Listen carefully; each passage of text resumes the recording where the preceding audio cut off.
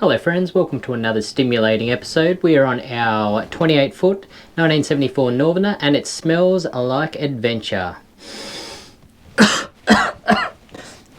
It smells a little bit like gym socks and a little bit of diesel. Anyway, on to the boat tour.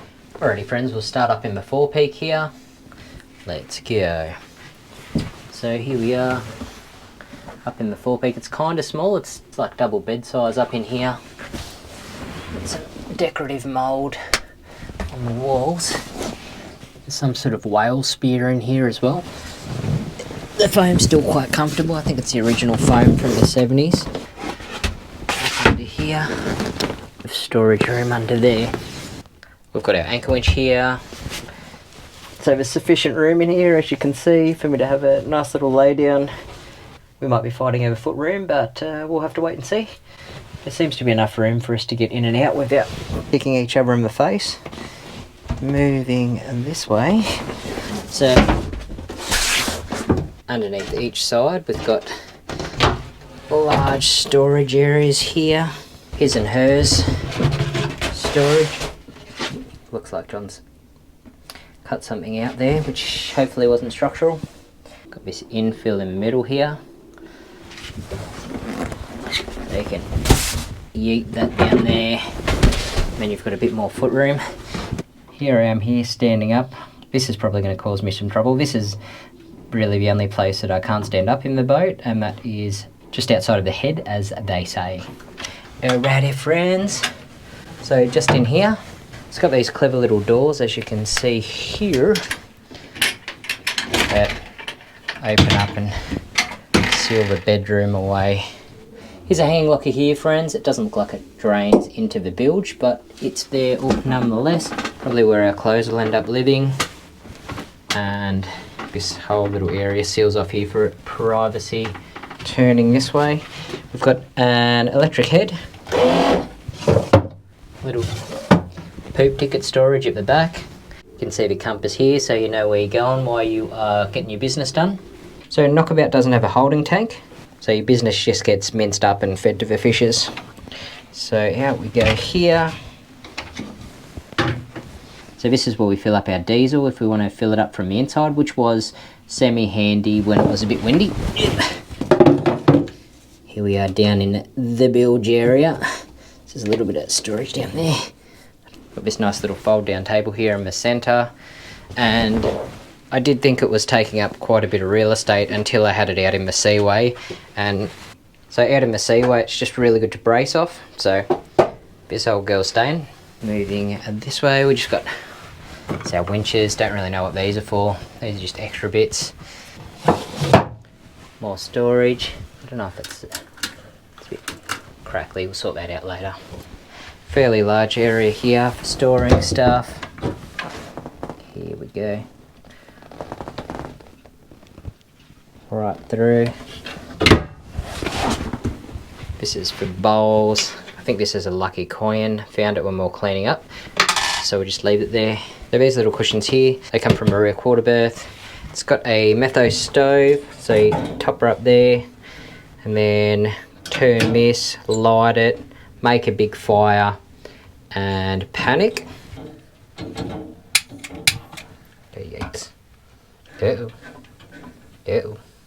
Ah, there we go. That's what it's meant to look like. Here's our cutlery drawer. Some grab handles here. There's a number of grab handles around. This is where we're going to put the fridge. This wasn't in here on our passage down. We're going to get an angle eventually. Just, this is what we had around. That's going to be a pain in the butt to get to.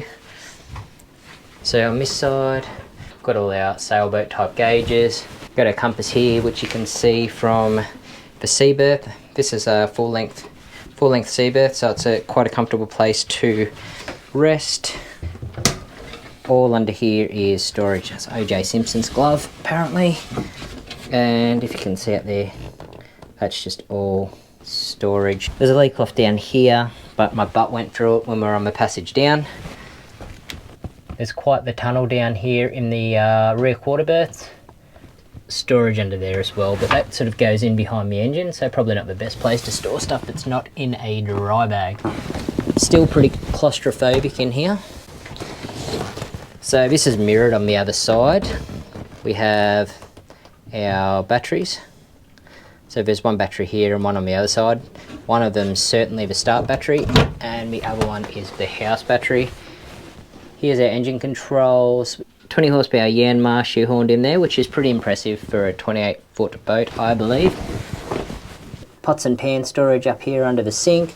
And we've got a foot pump, just a single freshwater foot pump. The filler's there, it comes out just on the outside of the companionway and it holds 70 litres. And over here in our fuel tank, just if we're talking about capacities, we're rocking a 60 litre tank there. These steps here slide out and then you can access the top of the engine. A lot of this is going to change, but this is a switch setup we've got running here. I know some of you are like ripping your hair out looking at this switch setup, but it'll eventually change. An honourable mention is our little dorades here. This is where the ventilation comes in, and also I found quite a bit of water like to come in when we're on passage. So that was a bit of fun. That's about all there is on the inside, friends. So we'll start at the back here. We've got our princess seat. Got this arch, don't really know what the arch is for.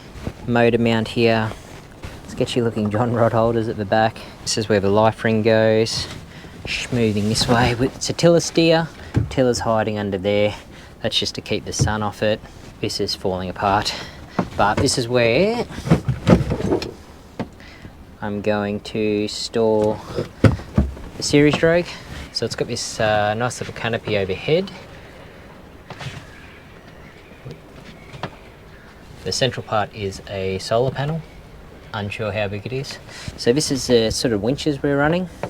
They're kind of dangerous if you don't put them back that way after you finish using them. Alrighty, so we've got our compass just here. This is the dodger that I sewed up on Mavis. You can see there's a bit of dirt because some sparrows were trying to make a little nest up under there. Caught them today. There's the dorades. This monstrous package here is what we're going to hopefully use as a tender. Which is a tough looking mast, and we've got mast steps all the way up. Roller furling head sail. This little line here, which probably annoys my neighbours, is the inner forestay, which connects down there. Here's our anchor winch. Here's our anchor, which is a, what is it? 26 pound, I don't know if that's big enough, but that's what we're dealing with at the moment. Here's the anchor locker.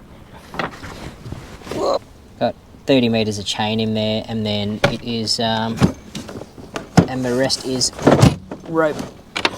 We got, the handrails are still in pretty good shape. It's got these old school winches here where you have to loosen off this little clutch just here, and then you can put this funny looking winch handle in here, and then you can twirl it around. I don't know if this is giving me a false sense of safety or not, but this is where I clip in on my harness. This is our jack line that connects to our frame. Super solid, as you can see. Maybe we'll fix that later. And we'll run around the outside. There's a little step there, which is pretty handy for getting in and out, but we're looking to do a wind vane setup. Tarilla's the dead name of Knockabout.